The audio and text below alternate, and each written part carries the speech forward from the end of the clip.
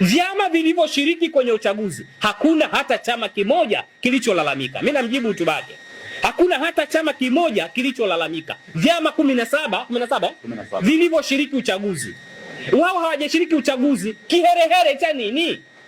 Wapunguze muwasho, watulie, haiwahusu wao. Walishajiondoa, wajipange miaka ijayo ili waweze kulalamika tena. Sasa hivi wanachotakiwa kufanya, wakitengeneza chama chao ili mwaka 2030 wakishaingia kwenye uchaguzi, yakifanyika watakuwa na nafasi nzuri ya kulalamikia, kwa sababu unalalamikia jambo ambalo halikuhusu, linalowahusu. Wamekaa, na maana Chadema sasa imefikia hatua wanakuwa madalali wa watu wengine. Kwa nini muwe madalali wakati ni chama kinachojiamini?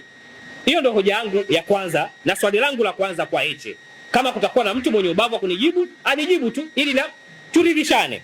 Nizungumzie kuhusu ziara yetu. Mwenzangu hapa amezungumza kuhusu ziara.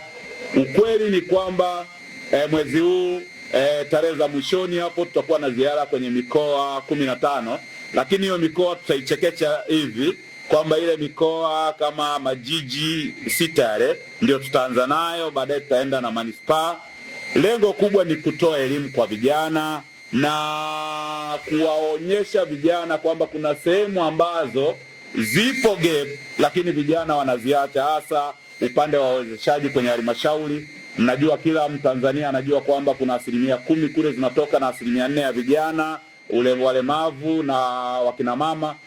Lazima vijana twende tuwaelimishe namna gani waende kuchangamkia fursa hizi. Na wenzetu ninyi mnaotembea tembea mikoani na baadhi ya halmashauri, kwa mfano pale Mkulanga, ukienda kijiji kimoja pale Mipeko, kuna sehemu unakuta vijana Mwanabaya pale, vijana wamepewa mikopo. Sasa hivi ni mwaka wa 5, wametoka kuanzisha bajaji, lakini wameshatoka kwenye bajaji, wako kwenye maroli, sasa hivi wanaenda kwenye mabasi. Kwa hiyo vijana wa pale wamejiendeleza kwa sababu ya ile mikopo. Kwa hiyo vijana kama wale huwezi kuwakuta kwenye michakato hii ya kihuni ya vyama vya siasa, ambao watu wanaendesha V8 wanawadanganya vijana maskini wa Mungu. Lakini wale vijana wa Mkuranga na baadhi ya maeneo kama Chalinze, Dar es Salaam hapa wamewezeshwa na wameweza kujiinua kiuchumi. Na hata ninyi waandishi wa habari ambao ni vijana, mnaweza mkaenda kule, kuna pesa za bure kule halmashauri. Sasa hivi baada ya gap ile ya kusubiri muda mrefu, kuna muda mrefu sana, pesa nyingi sana zimebaki pale. Kwa hiyo nendeni mkachukue mikopo ile ili iweze kuwasaidia muachana na hizi huka za hovyo